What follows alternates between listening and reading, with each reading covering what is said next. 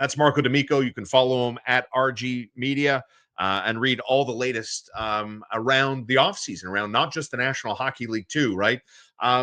As we embrace the NBA and NHL finals ongoing now, fun little factoid. I don't know how many people are aware of this. There are more Quebecers playing in the NBA finals than there are in the NHL final. 2-1, brother. The only Quebecer, I don't know how many. Here's a fun trivia question. Name the only Quebecer playing in the NHL final. Drum roll, please. AJ Greer. Final answer. That is it. Ben Matherin, Lugan Dortz, representing the NBA and La Belle Province, which takes us to hopefully one day, Marco, enjoying the Montreal Canadiens on a very deep run, un-COVID-19 related. Shout out to the Western Conference champion Montreal Canadiens. But when you look at the Edmonton Oilers, when you look at the Florida Panthers, that the Florida Panthers have been to the Stanley Cup final 3 straight years, looking to win back-to-back titles, basically morphing into a modern-day dynasty. What do the Canadiens need to add in order to go on a very deep playoff run? And that's conference final, that's Stanley Cup final, that's the depth we're talking about here. What do you see? Yeah, I feel like if you look at those teams, they have a couple of things in common, right? They have the secondary scoring to keep up with anything, right. But one is not like the other, right? Where I feel like the Florida Panthers are just an overall deep team, right? Like when you have Anton Lundell as your second line center, because Alexander Barkov is injured and Sam Bennett's playing first line center, what an absolute luxury to have. Hey, man. Right? The Canadiens don't have a center in there. They don't have a second, like outside of Suzuki, they don't have a center better than Anton Lundell, who is Florida's second line center right now, but third line center usually. That to me right there and then says everything you need to know, right? If the Oilers really wanted to play the center game, they'd have McDavid, Draisaitl, and Nugent Hopkins 1, 2, 3. Like that is a very deep center line. And they, in fact, have the luxury of being able to put Draisaitl on the wing and still be effective. And I think that's something that everyone kind of has to look at, right? Whereas now they're playing Matthias Janmark and Adam Henrique in the 3 and 4 slot, guys that have a lot of experience and are able to play. The thing with the Oilers, and I think it's kind of the key here, the Oilers are being pulled by the top of their lineup. The Oilers are being pulled into the fight by McDavid, by Draisaitl, by Evan Bouchard, primarily, right? Playoff, yeah. And Ryan Nugent-Hopkins running shotgun as well and being that secondary scoring on the second line. Like, you have to appreciate them for what they are. Sure. Whereas the Florida Panthers, I think the Canadiens are going to have to emulate the Florida Panthers more than the Edmonton Oilers. Not because I think one is better than the other. I don't think the Canadiens are going to have the combo of Draisaitl, McDavid in their future anytime soon. Right? Whereas I think if you have a Caulfield that's going to be a 70-plus point player, already reached 70 this year. If you're going to have Demidov, that's going to be what he is. Nick Suzuki is following the same. Again, a Selke candidate, number 1 center that's going to put up 90 to 100 points in a season.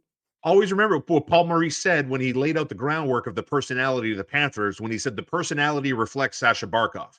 And I look at when he said that, I'm like, that's Nick Suzuki. Quiet, molded by Shea Weber. They march to the beat of their captain. He is universally respected in that room. So when Maurice said that last week, I was like, that's Nick Suzuki. That's who he's talking about. So I love the path you're taking us on.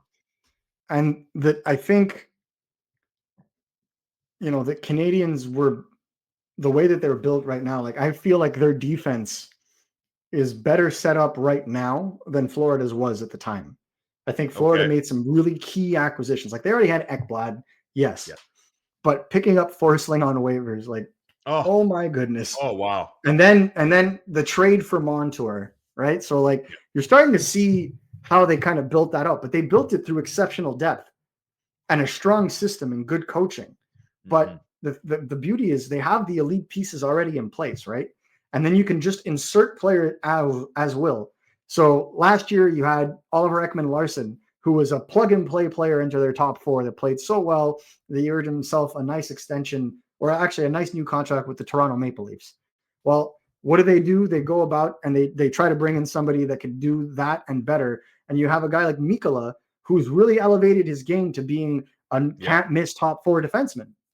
So it's always about having the next man up and having guys with like the road to be able to continuously improve. And that's what the Canadiens have been talking about. So you look at what they're missing, key things that they're missing: strength down the middle.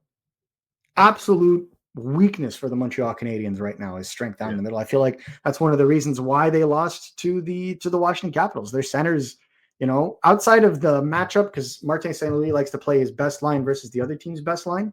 Yeah. Outside of that, I feel like the Canadiens lost the center battle at every single point. And I feel like that hurts them right now.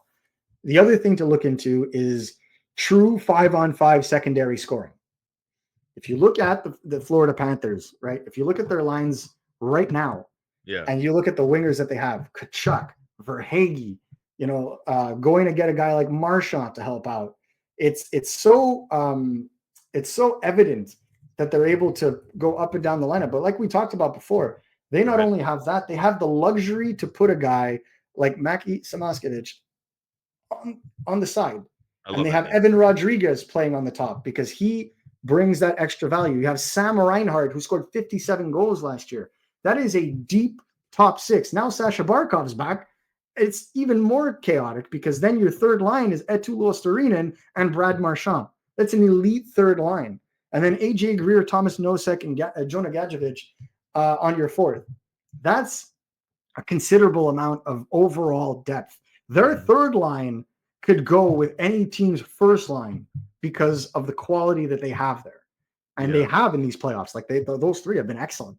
But are you optimistic about the Canadiens' depth, though? Like when I think about potential of Owen Beck, Florian Xhekaj, that maybe just and again, it's no guarantees, but I think they're taking the steps to potentially set up to the depth that you're talking about. And then it's easy to add. It's easy to add these guys when your top 6 is locked and loaded and proven, right? I think they're hoping that a guy like Owen Beck becomes like a top end third line center, a guy that can put up 40-ish points a season, play sound 2-way game, physical, excellent on the faceoffs. Jake Evans better scoring. That's who you're saying. No, because he's more physical than Jake Evans. But scoring, the expectation is he'll provide more offense than what Jake Evans does. Correct. Yes. Yeah. I think so. I think for sure. But Jake Evans is a fourth line center, and I think therein lies the difference, right? A lot of people kind of fell in love with his run in the first half of the season, where he was shooting at a 30%, like 30%, bro. And then proceeded to score 2 goals after signing his contract. And then signed 7 years. 7 years. Yeah. Listen, I appreciate the passion that fans have and the love for the player. I do. And I'm not going to pretend like I know better, but always have to be as popular as it is without the passion of the fans. Let's be honest. They are the best. And so that's why I don't, when you like a player, you like a player. And I think Jake Evans has given a lot to this organization, but you always have to catch yourself from making the impulse decision. And I feel like that's what Ken Hughes did. Is he didn't give in to the impulse decision, didn't give in to the outlier in the consistent metric that is the evaluation of Jake Evans. And so when you look at a team that they're building right now, you look at the way that they're building out Laval, right? Yeah. They think that a guy like Owen Beck can play center or wing. They think a guy like Florian Xhekaj, who is used in the power play, who is used on PK, that's used in defensive situations and offensive situations at 5-on-5. They think he can be a fourth line center. The same applies to a guy like Oliver Kapanen, who they think is going to be, a higher end third line player. You have an Emil Heineman they've already invested in that they think is going to be, another bruising, goal scoring bottom 6 presence. That's what they're kind of building. They're kind of building to that. But you're eventually going to need to add experience to it when the contracts of a Brendan Gallagher and a Josh Anderson run out. If they decide not to retain them, they'll probably be in their mid-30s by then, if not higher. So there's that to take into consideration. But to me, I think the biggest deal is their second line and the right side of their defense. And we've talked about this. For them to really hit, then you're going to need a guy like David Reinbacher to become a can't-miss top 4 defenseman at least. At least. You need a bona fide anchor on the right side of your defense. And Florida recognized that. They saw the writing on the wall where Aaron Ekblad is going to be the most coveted right shot defenseman and possibly the most coveted defenseman in the free agent market. They won't be able to keep up with what they're looking for. And, his former coach, the guy that really kind of helped him take his push in the NHL was Joel Quenneville. And he's now coaching in Anaheim, and they need right shot defensemen. So Bill Zito, the proactive general manager that he is, fantastic general manager. Yeah. Proceeds to trade Spencer Knight and a 2027 first round pick. I don't think they have a first round pick till 2029. Doesn't matter. They're in their third cup final. Correct. So they traded that package for Seth Jones as an insurance policy because they too know you cannot go into this kind of a setup and expect long-term success and not have an anchor as a, and I mean anchor in a good way here, as a right shot defenseman that could really push your team through. So the Canadiens, that's why they drafted David Reinbacher 5th overall, because they're hoping for that anchor on the right side of their defense, and then everything else will fall in line behind him. Yep. That's easier said than done, and that's a lot of hope to put into one player, but that's where the Canadiens are right now, because Marc Bergevin didn't invest in his right shot defenseman when he was general manager. In fact, he course corrected so much from letting his left shot defense depth implode after trading Sergachev and letting Markov walk, that he just drafted left shot defenseman after left shot defenseman after left shot defenseman. Correct. Nonstop. If you look from 2018 to 2020, it's actually quite striking. And that's the reason why the Canadiens had the logjam they had at left shot in terms of defensemen up until even right now. So if you look at that and you think, okay, the Canadiens need to fill on and really focus on filling that position. And then you move on to your second line. And I think that's the key. The Canadiens can always add at a trade deadline, always add in the future summer, because this isn't going to be something that they do right now.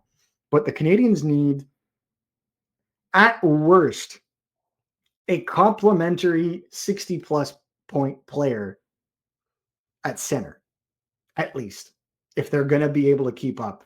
Even the teams without superstar centers, you look at the St. Louis Blues, right? They had Ryan O'Reilly and Braden Shen and an upstart young Robert Thomas. Those three were their 1, 2, 3. So there was a lot of extra value that they were getting on their third line from Thomas, but Shen very much fits that mold of a player that we expected, that we would expect the Canadiens to try and go out and get, is that complementary piece that you could put on your second line. And then they would really need a goal-scoring, bruising kind of winger, or a player, not bruising necessarily, but a compete. Yeah. That's the reason, for example. Correct. That's the reason, for example, that Canadiens fans are very enamored with the possibility of drafting a guy like Carter Bear. Because Carter Bear fits that compete, fits the skill, fits the attention to detail, the two-way game, and the ability to make those around him better. If it wasn't for the laceration in his Achilles heel, this is a player that probably be going top 10 in this draft. This is why Canadiens fans feel this is an opportunity to add a value player at a lower price than you would if you had to trade for him. That's it. As a finished product. And you see how it is. I mean, it's no hidden secret. And I think Canadiens fans are hoping one day their team, to Marco's earlier point here, talking about the Florida Panthers, maybe that's the path, and we can look at intangibles, those things like compete in order to get this team to the next level. Follow Marco D'Amico at D'Amico. Read all his latest all the time at RG Media. Marco, thanks as always for an outstanding week. I hope you guys enjoyed the added bonus coverage this week. A little pleasant surprise, I hope. We went a little bit longer than what you're used to in the offseason, but happy to provide it for you because we love you. Marco, thanks, brother. We'll see you. Let's do it again next week. Thank you again. Take care, everybody.